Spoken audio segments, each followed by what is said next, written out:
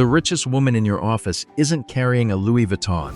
She's carrying a $15,000 bag with no logo, no monogram, and no recognizable detail.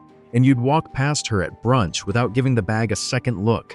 That's exactly the point, because the moment you recognize a luxury bag, it stops working as one. Real wealth in 2026 doesn't carry Gucci, it doesn't carry Louis Vuitton, it doesn't carry monograms. The actual wealthy women moved on, quietly, deliberately, to brands you've never heard of, with prices that would shock you, and craftsmanship that justifies every dollar. Today we're exposing the 5 bags real rich women actually carry. The brand at number 1 has no e-commerce site, no flagship boutiques in America, and the only way to buy one is to walk into a French townhouse and book an appointment. Let's get into it. Before we name brands, you need to understand one rule about how rich women actually buy bags.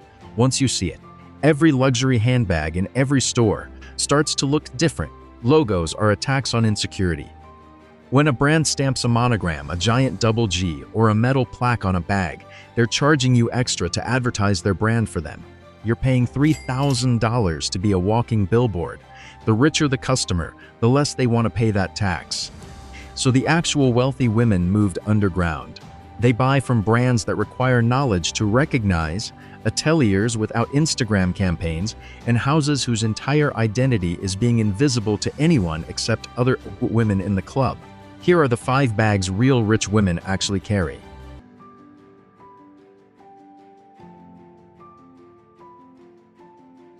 Founded in 2012 in New York by Rachel Mansur and Floriana Gavriel, the brand launched with a single product, a simple vegetable-tanned leather bucket bag with no logo, no hardware, and no branding visible from the outside. That single bucket bag became one of the most quietly influential handbags of the last 15 years. Tech executives, fashion editors, gallery owners, and lawyers in New York and London adopted it as their daily carry. The brand grew without celebrity endorsements, without paid influencer campaigns, and without any of the marketing infrastructure that defines mainstream luxury. A Mansur Gavriel bucket bag retails for $500 to $900 depending on size and leather. The mini bucket, the most iconic style, sits at around $595. Vegetable tanned Italian leather, brass hardware, and a small interior tag that says Mansur Gavriel in tiny font. That's it. No logo anywhere on the outside. Here's what made Mansur Gavriel the bag rich women carry as the entry-level, quiet luxury statement. The bag looks like nothing to the untrained eye. To anyone who knows, it instantly signals minimalist, intentional design literate, not impressed by logos. The customer base skews toward women who could easily afford Gucci or Saint Laurent, but specifically chose not to. If you spot a Mansur Gavriel bucket bag at brunch, the woman carrying it didn't buy it because of an ad. She bought it because she'd already moved past the Louis Vuitton phase and wanted something fewer people would recognize.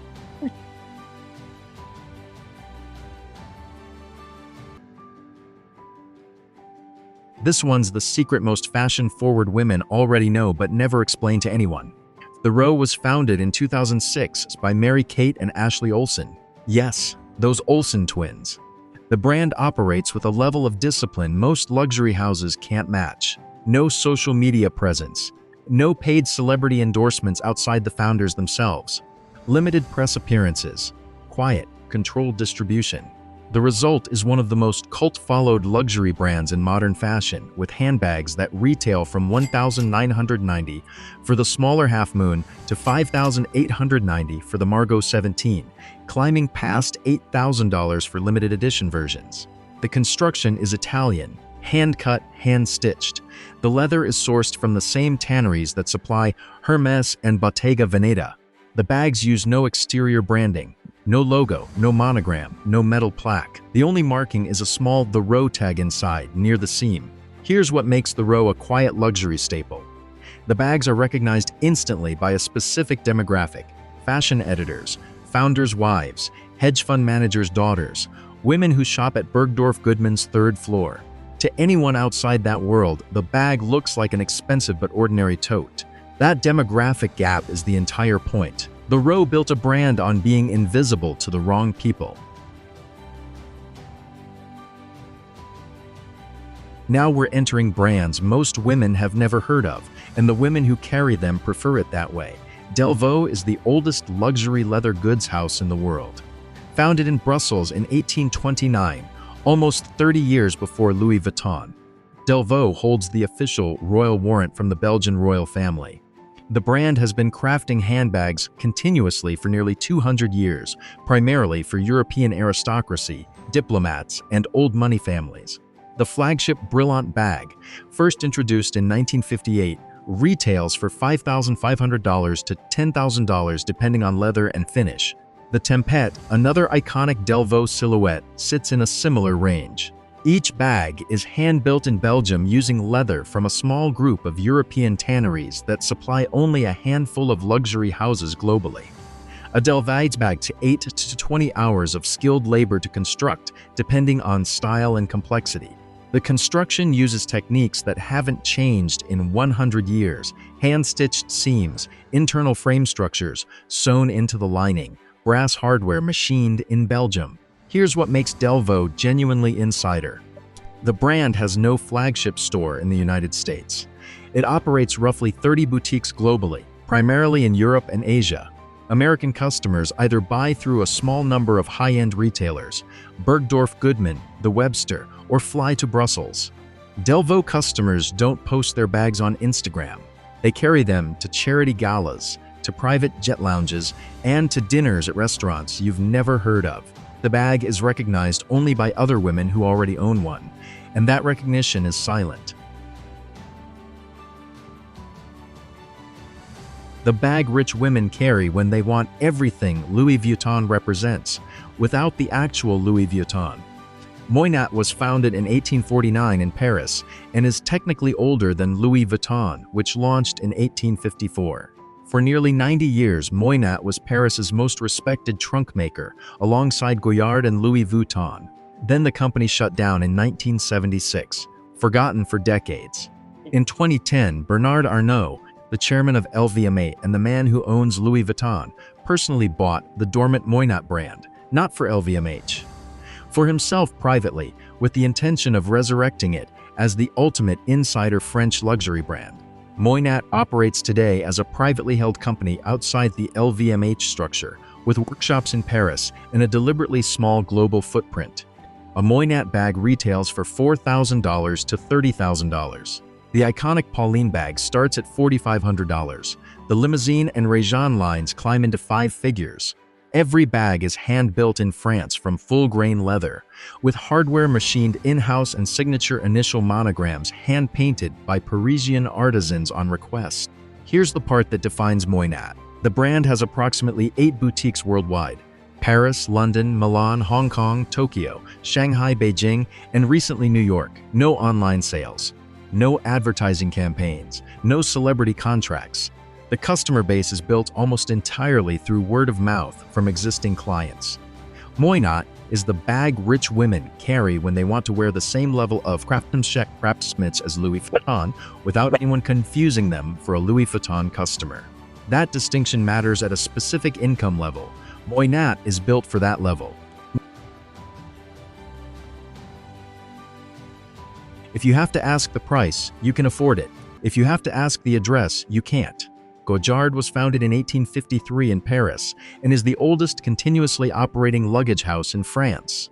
Older than Louis Vuitton, older than Hermès. The company has been owned by the same family, the Sentiers, since 1998. They are deliberately reclusive. There is no Goyard website with e-commerce. There is no Goyard CEO who gives press interviews. There are no Goyard advertising campaigns anywhere in the world. The famous Goyardines canvas, the chevron pattern that defines every Goyard bag, is hand-painted on cotton linen canvas using a 19th century process that has been kept proprietary for over 170 years. Each pattern is painted in 3 layers by hand at the Goyard atelier outside Paris. No 2 bags are identical because the hand-painting process produces microscopic variation in every piece. The St. Louis Tote, Goyard's most iconic bag, retails for $1,500 to $3,500 depending on size and customization. The Anjou, Belle Chasse, and Artois lines climb to $5,000 and beyond. Special orders with custom monograms, stripes, and trim configurations regularly cross $10,000. Here's what makes Goyard the ultimate quiet luxury statement. The bags use no metal hardware logos, no conspicuous branding.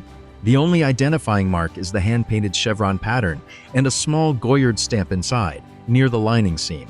Goyard operates approximately 30 boutiques globally: Paris, London, New York, Hong Kong, Tokyo, Los Angeles, Miami. There is no e-commerce. You walk into a boutique, you select a bag, you customize it if desired, and you wait. Custom orders can take 6 to 18 months for delivery. The boutique staff doesn't aggressively sell. They quietly serve. The clientele list is the kind of detail Goyard refuses to confirm publicly. Reported customers include European royalty, American old money families, and a tight global roster of women whose names appear in society columns, but whose bag choices are recognized only by other Goyard customers. Goyard doesn't make bags to impress strangers. They make bags for the woman who already knows what she wants and intends to carry it for decades. The bag is the brand. The brand is the bag. That's the highest form of luxury. Permanence over flash. 5 brands, 0 monogram, 0 advertising, 0 hype. Mansur, Gavriel, Delvaux, Moynat. What do they have in common? They all let the bag speak for itself. They all charge premium prices that reflect actual craftsmanship, measured in hours of human labor per piece, not in marketing spend. There's no celebrity ambassador. There's no flagship boutique on every luxury shopping street. There's just leather, technique, and time. This is what wealth actually carries in 2026. Not louder, quieter, not more visible, less. Why rich women abandoned monograms for decades. Louis Vuitton, Gucci, and Chanel monograms were the universal signal of success. Carrying them meant you'd arrived. Then everyone could afford them. Or at least the entry-level products. Card holders, wallets, belt bags, small accessories. Suddenly, the same monograms that once signaled wealth started appearing on teenagers, on knockoff markets, on every social media feed. The wealthy did what wealthy women always do when something becomes accessible. They moved. They moved into brands that required knowledge to recognize, into bags that needed touch to appreciate, into ateliers without flagship stores. Quiet luxury isn't a trend, it's a migration. The old monogram brands sold out their exclusivity, and the women who actually had money found new exclusivity in places no one else was looking. If you want to dress like you have money, stop buying bags that need to remind everyone they're luxury. Start buying bags that don't need to. What this means for you, you don't need to spend $10,000 on a bespoke Goyard to apply this lesson. The principle scales down. At every price point, the same logic works. Buy the brand with no visible logo over the brand with a giant one. Buy the construction over the campaign. Buy the workshop over the warehouse. A $400 minimalist leather tote from a small direct-to-consumer brand says more about you than a $2,000 monogram designer bag. A $200 well-made canvas tote in a clean color says more than a $1,500 bag with a brand stamped across the front. The richest signal you can send isn't wealth, it's taste. And taste doesn't have a logo on the handle. It's knowing what not to show. CTA, if this changed how you think about handbags, subscribe. We're decoding what real money actually carries, and what the loud brands don't want you to figure out. Drop a comment with the brand on this list that surprised you most. Or tell me what bag you're going to actually look up after this. I read everyone. Next video, we're going deeper. The 5 watches rich men wear, and none of them are Rolex. Real wealth doesn't tick, it whispers. You won't want to miss it.